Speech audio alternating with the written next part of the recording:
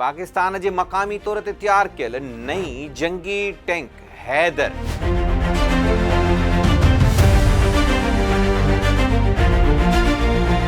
दुनिया जी हर क़ौम जदीद सामूंडी ऐं हवाई हथियारनि जे हुसूल लाइ जिदोजहद करे रही आहे।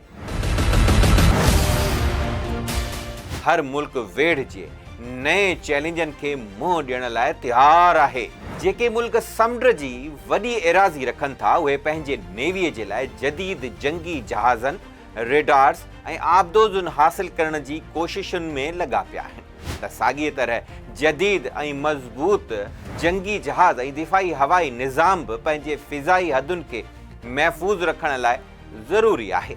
इन्हनि ॿिन्ही महाज़नि सां गॾु दुश्मन जे ज़मीनी हदुनि ताईं अॻ भराई खे रोकण लाइ हिकु बहितरीन क़ाबिलियत रखंदड़ ज़मीनी फ़ौज जी बि अहम ज़रूरत हूंदी आहे, जंहिंजे लाइ बि जदीद ज़रूरतुनि मुताबिक़ जंगी सामान जो हुजणु ज़रूरी आहे। जदीद ऐं तेज़ रफ़्तार गाॾियूं फ़ौज जी मूवमेंट जे लाइ बुनियादी ज़रूरत आहिनि। ज़मीनी महाज़ ते दुश्मन सां मुहाॾो अटकाइण जे लाइ आर्टिलरी सां गॾु स्टेट ऑफ द आर्ट टैंकुनि जो अंदाज़ो लॻाइणु मुश्किल आहे, पर असां अव्हां जी इहा मुश्किल आसान कंदासीं।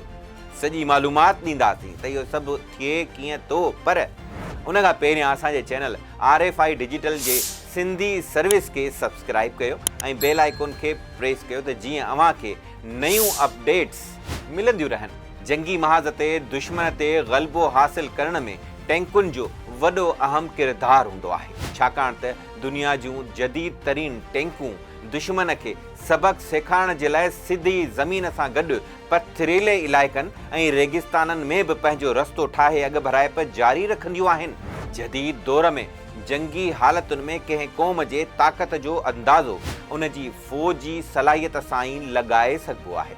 पाकिस्तान केतिरनि ई सालनि खां पाकिस्तान मेड जंगी टैंकूं तैयारु कंदो आयो आहे, जिन में अल ज़रार ऐं अल ख़ालिद टैंक शामिल आहिनि। हूअं त प्यारे वतन जी दिफ़ाई सलाहियत कंहिंखां बि ॻुझी न आहे, पर हाणे पाकिस्तान जी दिफ़ाई निज़ाम में हिकु नए शहकार जे इज़ाफ़े जी धूम मचियल आहे। जी हा, ऐं उन जे करे ई असांजा दुश्मन बि असांजी तारीफ़ करण खां सवाइ रही न सघिया। हैदरमैन बैटल टैंक क़ौमी फ़ख़्र ऐं पाक फ़ौज जे ताक़त जी अलामत आहे। इहा टैंक बैनुल अक़वामी दिफ़ाई माहिरनि जे तावन सां तैयार कई वई आहे। इहा ताक़त, मज़बूती ऐं चुस्तीअ जो बहितरीन मेलाप आहे। 125 मिलीमीटर जी स्मूथ बोर गन दुश्मन जे टैंकुनि ऐं ठिकाणनि खे तबाह करण जी सलाहियत रखे थी ऐं उन में high explosive anti tank rounds दुश्मन खे धूड़ में मिलाइण जे लाइ काफ़ी आहिनि। ऐं उन खां पोइ आर्मर प्रशिंग फिन स्टेबलाइज़्ड डिस्कार्डिंग सेबॉट उन जी गोलियूं फायर करण जी सलाहियत त ॼण ताज में हीरे वांगुरु आहे। मतिलबु त दुश्मन जे वजूद ते उन जो असरु पवण सां अञा वधीक ख़तरनाक थी वेंदो आहे। इहा पावरफुल बाहि मैदान जंग में असांखे मुख़ालिफ़नि ते ग़ालिब अचण जी ज़मानत ॾिए थी। हैदर टैंक हिकु ख़ौफ़नाक ऐं ख़तरनाक हथियार आहे। जदीद fire control system, thermal imaging ऐं राति जो ॾिसण वारियूं सलाहियतूं हैदर जे फ़ज़ीलत खे वधीक उजागर कनि थियूं। राति जो ॾिसण वारी टेक्नोलॉजी जेका असांखे घटि रोशनी या ऊंदाहीअ में लिकियल टैंकुनि खे निशानो बणाइण में मदद ॾिए थी। उन जो जदीद तरीन कंपोज़िट आर्मर दुश्मन जे जदीद एंटी टैंक हथियारनि जे सिधे हमले खे बि बर्दाश्त करण जी सलाहियत रखे थो। जदीद टैंक जो मज़बूत हल और टोरेट सिस्टम अमलदारनि खे वधि खां वधि तहफ़ुज़ फ़राहम करे थो, जॾहिं त उन जे घटि प्रोफाइल डिज़ाइन खे दुश्मन जे नज़रुनि खां बि कंहिं हद ताईं महफ़ूज़ रखे थो।